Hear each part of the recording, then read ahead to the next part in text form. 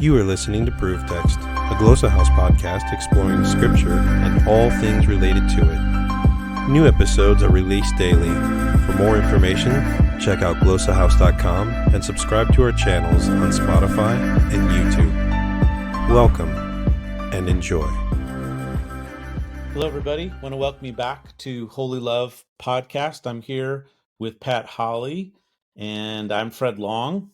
And Pat, how are you doing? I'm doing well. Not liking this cold weather too much, but I'm doing well otherwise. I know. Yeah, Pat and I are fishing buddies, and so we go out, and sometimes it's been pretty darn cold. I think it was with you when the minnow bucket was frozen over. Yes. But anyway, we're eager for it to warm up so that we can hit the white bass run, which is started and then stopped. But anyway, it's good to be recording again and to keep building on what we've started with this Holy Love podcast, WHOLLY. Pat mentioned we were thinking about where to go next. So I'm starting to get a chart of all the Greek words for love, beloved, love, to love, and to the noun love. And also just kind of look at big verses. I mean, I keep coming across these verses that speak to love. I'm teaching a Galatians Greek exegesis course, and I just finished an Ephesians Greek reading group. So I just see love just keep popping up all over. I mean, it's really so important. And so Pat suggested, you suggested that we go with one another, this idea of one another, which I think came up in episode 6, 2 episodes ago. We talked, brought up this idea of one another, and because it seems like on the one hand, it's important to be individuated and comfortable in ourselves, and this can make us seem like the song "I'm an Island," right? Garfunkel, Simon and Garfunkel, where we go through life insulated and protected and just secure in ourselves, in the sense that we're independent. Yes. And so, I mean, I think there's truths there in certain regard, but not in the sense that we're cocooned and then we experience these commands to love one another, which really draws us out into reciprocal relationship. And so there's this a little bit of a tension of this need to be secure in who we are, and yet we're called to love one another. Yes. So yes, in some ways, wouldn't you say that in some ways the church history has in some ways mirrored these errors about rugged individualism versus this romantic connection that I just can't do without you? And so that those two errors, I think that we often will see those where it is good to be an individual, but not at the expense of being disconnected from other people. It is good to be connected, but not at the expense of losing your own self. I'm convinced that is the heart of all this, that tension right there.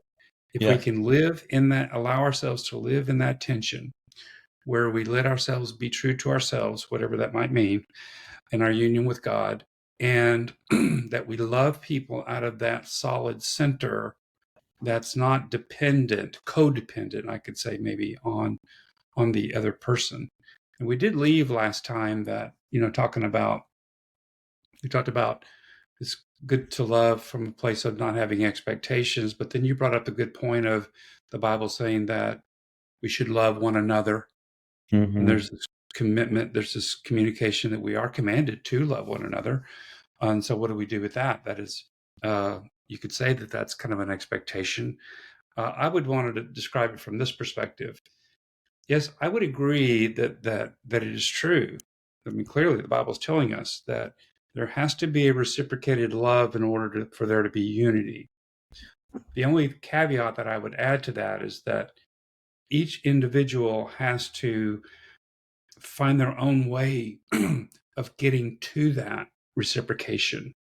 and that they have to arrive at it because they've seen that is good, and that they're making their free choice to do it because they see that it is good.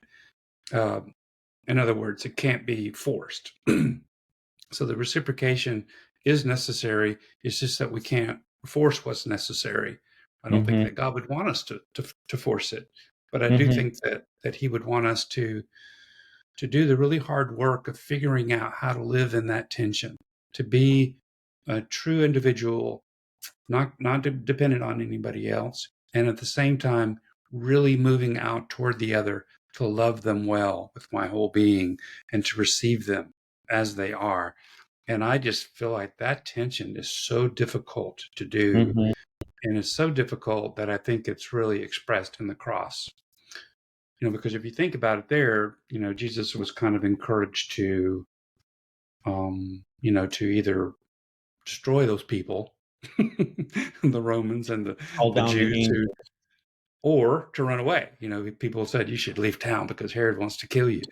And so I think there's the two um, kind of temptations that Jesus had, to either demand that the other person's change, or come under his rule, or I'm going to leave town and just leave you guys.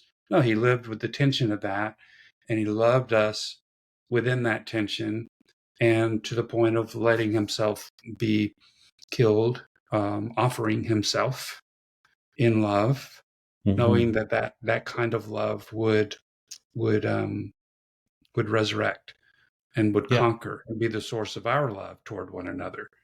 Yeah. So, what are your thoughts about that? Yeah. There's a lot there. Wow. At first I thought I was going to say, this urging to love one another, or this idea, actually is a command. Like, it is a strong command. It's not an option. So Yes, we're actually commanded to love one another. Like, yes, this is yes. in John's gospel. That's right. If you want to look up these references, John 13:34-35, John 15:12, John 15:17, and then it shows up in 1 John 3:11, 3:23, 1 John 4:7, 4:11, 4:12, 2 John 5. I mean, so in the Johannine Right. tradition of the New Testament, this is strongly a command. And the thing is the way that Jesus states it is that it's not that it's optional at all. I mean, this is the hallmark of what it means to be a disciple. And in fact, when he washes their feet, this is an example of how he shows his love for them. Yeah. Yeah. And so in John 13 is that chapter where Jesus washes their feet. So he says, for example, John 13:34, a new command I give to you, that you love one another, just as I loved you, in order that also you would love one another. So there we have Jesus explain that he shows the demonstration. Like, this is what he was wanting to do. Yeah. This is what he did, was love us, and out of that love to love one another. And of course, Judas Iscariot was among those whose feet he washed. Mm, The Lord sends rain upon the good, the righteous, and the unrighteous. So, mm, so love is impartial, and that's important. And so this mm, is supposed to be a hallmark of who we are. Um, and then in the next verse, I mean, so I just read that verse 13:34. The next verse, he says, "By this, in this, all people will know that you are my disciples, if you have love for one another." mm, So this love, um, reciprocated, is indeed a part of our testimony, and probably, like, not just a part, a central aspect of our testimony. Like, we have to embody this. We have to be seen doing this. So really, it's kind of it's a strong expectation. I mean, it's a command. mm.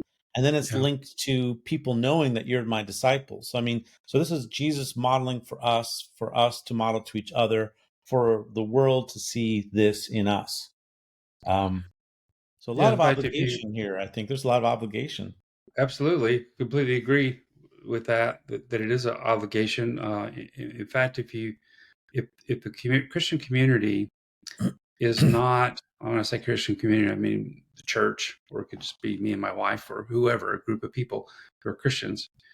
If there's not this reciprocating love between one another, then we don't really have a message. Mm-hmm. Mm-hmm.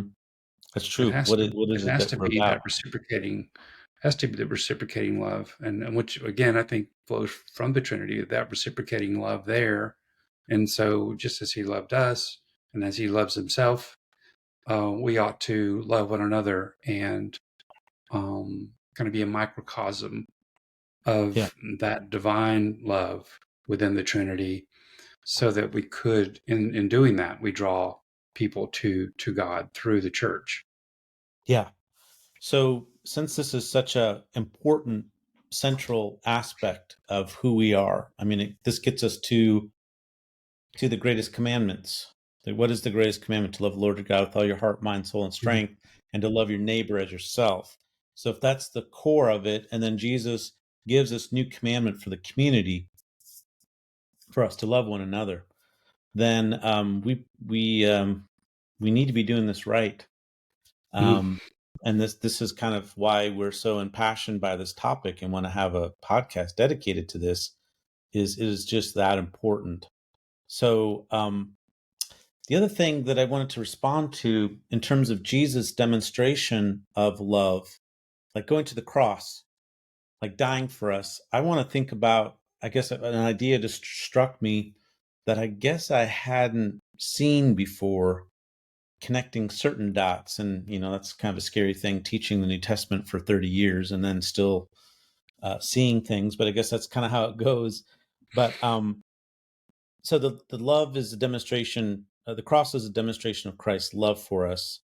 Um, and what led him to the cross, in a sense? Like, what actions was he doing which ultimately led to the cross? Because we can abstract and look back and say God demonstrated his love for us, then in that while we were still sinners, Christ died for us. Okay, that's almost a Yes. quote from Romans. True. If we look at Jesus's life and ministry, he was heading towards Jerusalem. And in the synoptic gospels, Matthew, Mark, and Luke, he knew he was going to die. In fact, he says, I'm going to Jerusalem and they're going to kill me. The Son of Man is going to be beaten and going to kill me. He's going to be raised again. And the disciples aren't understanding why this is necessary. Peter pulls him aside and says, why is this? Why, no, this is not to be so. And Jesus confronts him and says, no, Satan, get behind me. So in Mm. Jesus' mind, like, this is inevitable. But what I want to what I guess the idea that just occurred to me is that a big part of his going to Jerusalem was a confrontation of evil powers at play there that were controlling the people. Like, when he goes there, if you look at Mark 11 to 12, he's in Jerusalem. He's confronting evil there. They're coming at him, trying to trap him. He's uh, coming in, riding in on the donkey. He goes to the temple. He confronts injustice. And I think probably that temple cleansing episode is what I guess I'm wanting to connect the dot to love. How is he showing love as Mm. he's prophetically confronting Mm. and then disrupting what was going on in the temple around sacrifices? Well, Mm. it was a barrier to God. The whole temple cult was corrupted. He says this has become a den of robbers, alluding to Jeremiah 7. And basically, he says this house is supposed to be a house of prayer for all the nations. So two facets are central to Jesus's why he was killed. Actually, when he came to Jerusalem and performed this prophetic act, he's actually standing up for justice and confronting injustice. Mm, So he's confronting the capital enterprise, the money mm, making schemes that were preventing people from coming to God. At the same time, he was also confronting all of this because it was particularly damaging and hurtful for the nations to see that and come and worship God there. I would argue that, I mean, that's why he got killed. They wanted to kill him because of that. I mean, um, he was a danger to people in a certain way. In Mark's gospel, they decided to kill him back in chapter 2. I think it says they or 3. They conspired very early, like we gotta kill this guy. so He's love is threatening. not passive. Yeah. So I guess what I'm trying to say in this long little exercise of thinking this through is that it wasn't just that Jesus went to Jerusalem and just said, "I'm going to die." He Yes. actually is doing some hard work Mm, of prophetic, mm, loving confrontation, standing up for the right and advocating for access, everyone to have mm, access to be able to worship God, especially the mm. foreigners. So this is A somehow this lot, is a lot of good stuff. just connected in my mind Mm. because a lot of Well, times we so abstract the cross, but we yes. can't abstract it from the concreteness of his life and that awful confrontation in the temple scene So that and would what make me think that would make me think then that it is not so much Jesus's death that is love or expresses his love as much as it is the way in which he died. Because he could have jumped off a cliff and died for us. yeah But that exactly would but yeah the fact that he died by loving us and that his yes death, like you said earlier, his death was an expression was a demonstration and the natural outcome of his love as he confronted a corrupt institution that was supposed to yes be the gateway, that was yes supposed to be the lighthouse yes to to yeah this safety, yes this home, this paradise that we're coming to. yeah But the very ones that were in the place of being the gatekeepers to invite yes people to see God, to yeah demonstrate God so that they would be drawn to it, were were in fact keeping people out. And yeah so love would require in that case a strong confrontation in the way that Jesus did it. Um, so yes I think that, and it's, which gosh, this brings up so many different things, because I don't know that Jesus would have done that to outsiders, but he did that.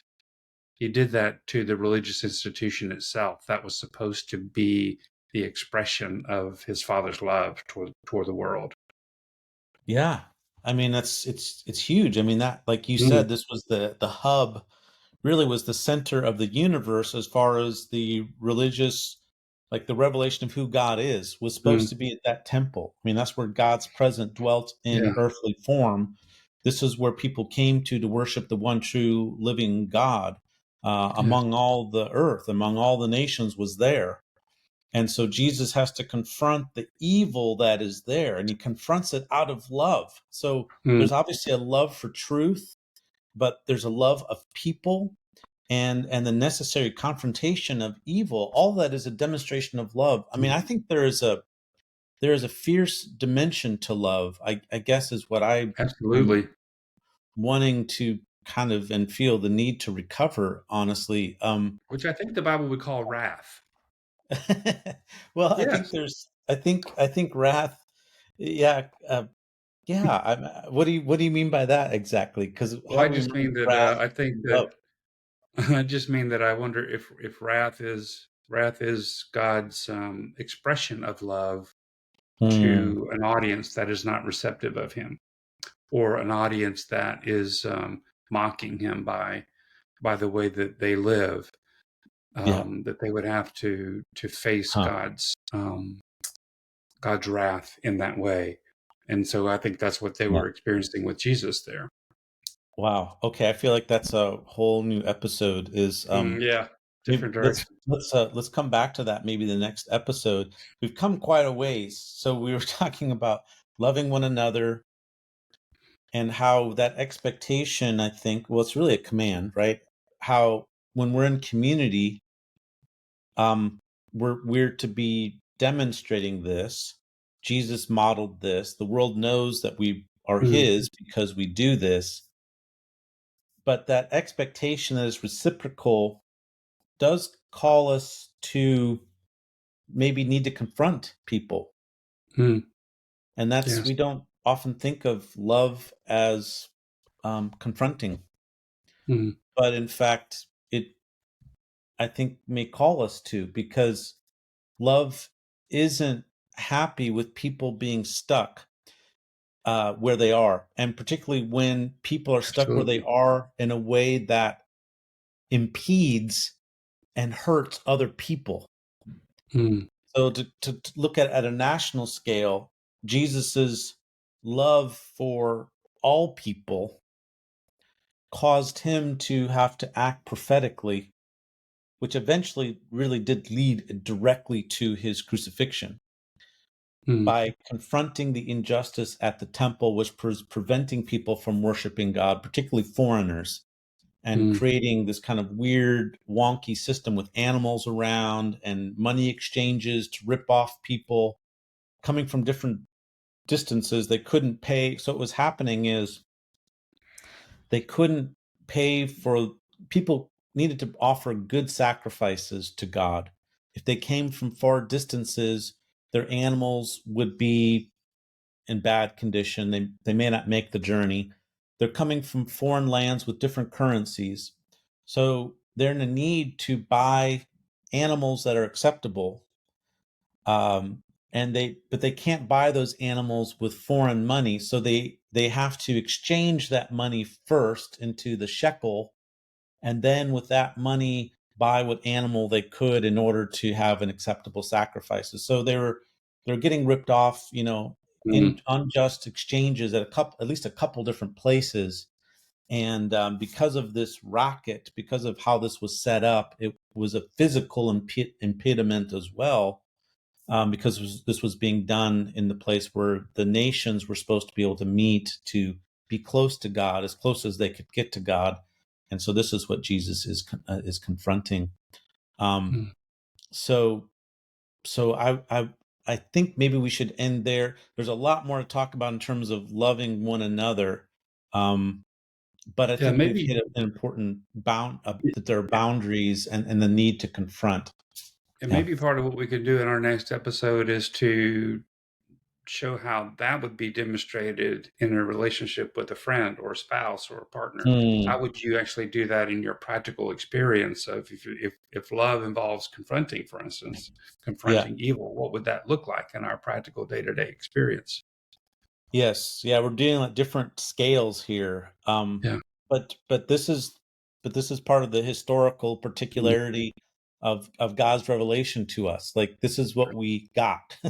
We got yes. God coming to us in the form of Jesus, who was relating to people at different scales. And so we're looking at the temple confrontation and even his crucifixion. That's a pretty big scale, Mm, but how does this work out at the individual level? I like that. yeah. So let's return to that. Well, thanks, Pat, always for stirring up the pot. And Very good. Thank next you. time we'll talk about God's wrath and love. And so anyway, thanks everyone for listening and watching. We hope you found this helpful. Please, we have made changes to the audio, so hopefully you can hear Pat consistently well all the time. Please do leave comments and questions. We'd love to address that as we do a deep dive into thinking about love. Thanks, and we'll see you next time. Interested in growing your ancient language skills but not sure where to start? Glossa House can help. From illustrated readers and short stories to lexicons and grammars, Glossa House offers a variety of resources for beginning, intermediate, and experienced ancient language learners. Head to glossahouse.com today. Glossa House, language resources for the global community.